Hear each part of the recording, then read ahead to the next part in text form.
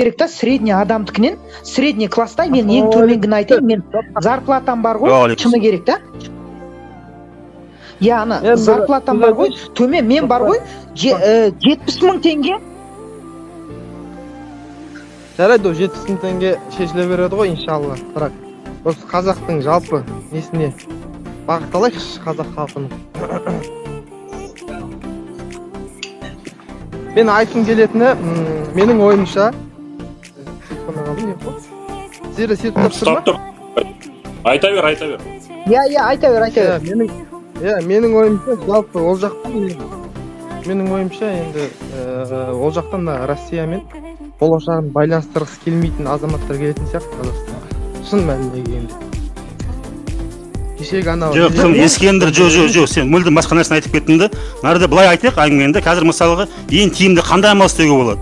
Мысалы 5 миллион емес 50 мың қазақ қазір хат жазатын болса арыз өкіметке. Я сол әсер етпей ме? Әсер етеді оларға.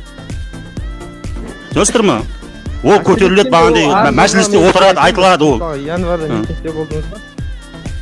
Не ғой Сұлтан бауырым? Жоқ, ол январдың мәселесі басқа мәселе ғой. Болдыңыз ба? Жоқ. Қанша арыз ертерек қимылдау керек еді.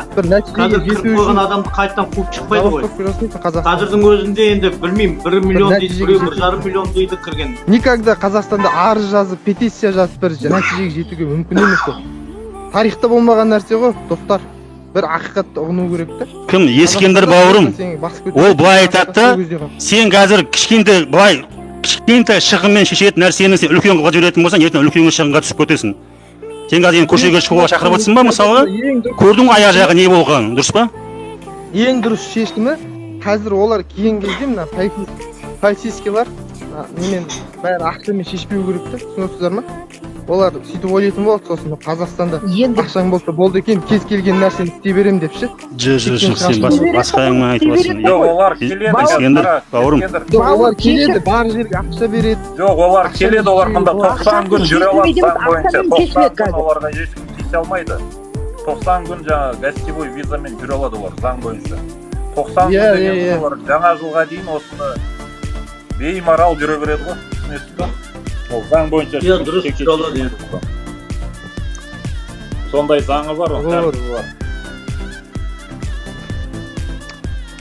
Менің ойымша енді қандай өздерің нелерін айтыңдарша ойларымды мен шыны керек не істерін білмеймін.